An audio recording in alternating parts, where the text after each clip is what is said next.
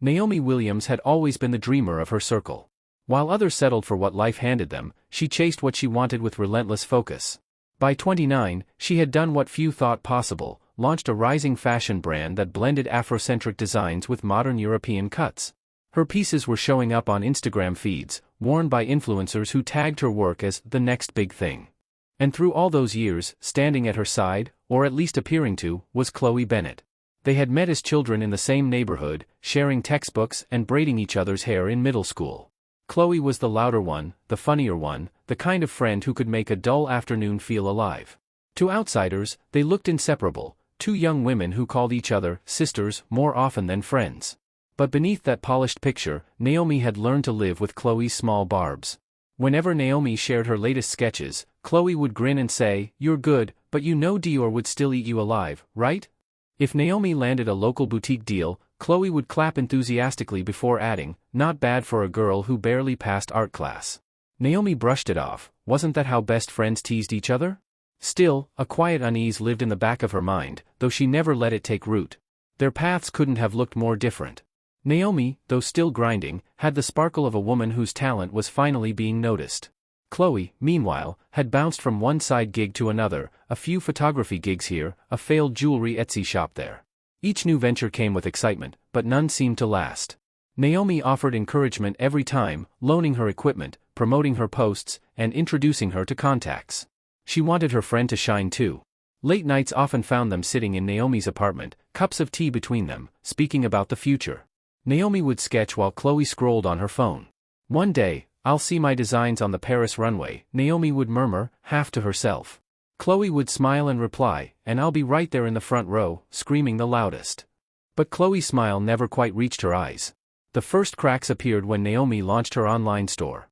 Within weeks, orders flooded in from strangers across the country. Influencers tagged her designs, and a prominent stylist even requested samples for an upcoming magazine shoot.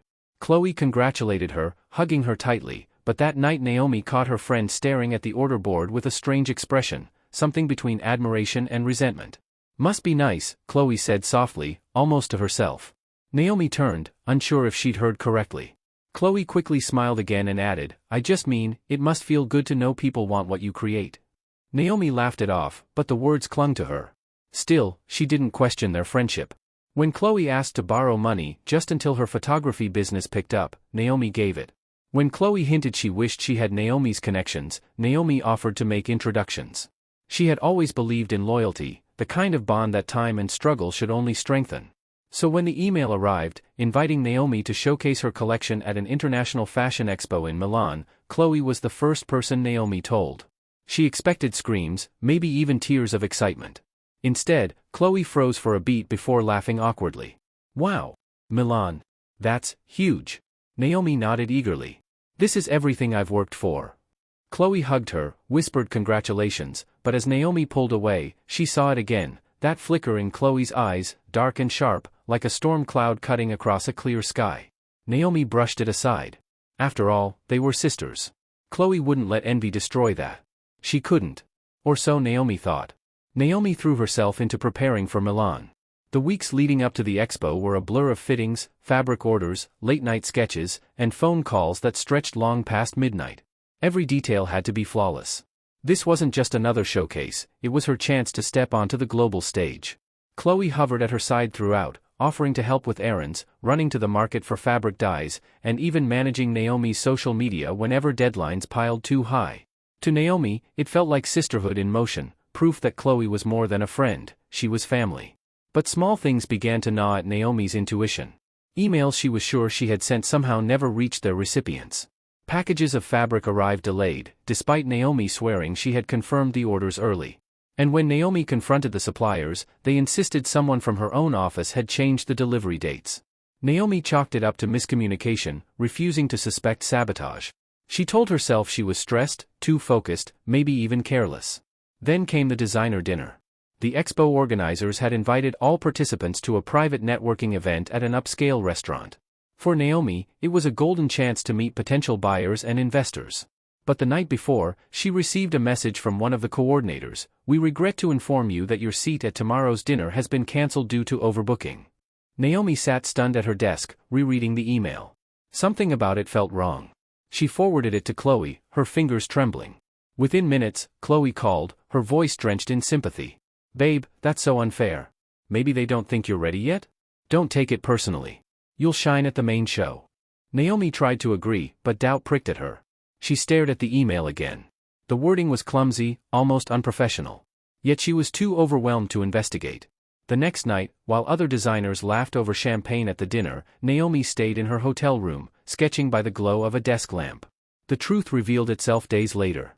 During a chance encounter with a fellow designer she'd befriended, Naomi learned that her name had been on the guest list. There had been no overbooking, no cancellations. Her seat had been empty, waiting. Confusion tightened in her chest. If she had been invited, then who had sent the cancellation email? Her suspicion fell reluctantly toward Chloe. But dismissing it felt impossible. Chloe had access to Naomi's inbox. She had offered to filter out spam weeks earlier. And Chloe had been oddly quick to soothe her disappointment when the fake email arrived. Naomi wanted to confront her, but fear held her tongue. What if she was wrong? What if accusing Chloe destroyed their bond over a misunderstanding? She convinced herself to watch quietly instead. That patience cost her more than she expected. At the expo, Naomi's designs dazzled the runway. Models moved gracefully under the spotlights, draped in her bold patterns and elegant cuts. Applause thundered through the hall, and for a moment, she felt invincible. But when she turned to thank Chloe, her friend was nowhere in sight. She found her later, standing with a group of foreign buyers. Chloe was speaking with surprising authority, describing Naomi's designs as though they were her own. Naomi froze at the edge of the circle, listening. "Yes, I designed these pieces," Chloe said smoothly. "I've been working on them for months." "Naomi? Oh, she's my assistant. She helps with logistics." Laughter and nods followed, the buyers scribbling notes, impressed. Naomi's throat went dry. For the first time, she saw Chloe without the mask of friendship, saw the hunger in her eyes, the thrill of being admired, even if it meant erasing Naomi entirely. The betrayal wasn't an explosion, it was a quiet realization that unfolded like a knife sliding between ribs. Chloe hadn't just lied to strangers. She had lied to Naomi's face, over and over, until loyalty blurred into manipulation. And Naomi, blinded by trust, had given her the perfect opportunity. The weeks after the Milan Expo marked a turning point Naomi couldn't ignore. The applause and recognition she earned should have been her launchpad, yet instead, she felt shadowed by Chloe's presence. Every time she introduced herself to buyers or industry contacts, there was hesitation in their eyes, as though they'd heard a different version of the story. That version was Chloe's. Word trickled back to Naomi from fellow designers. Chloe had been pitching herself as the creative mind behind the collection. Some buyers had been confused enough to question Naomi directly, asking her to clarify the partnership. Each time, Naomi swallowed her anger and corrected them politely. She told herself she'd handle Chloe later, once the chaos of Milan settled. But Chloe didn't wait.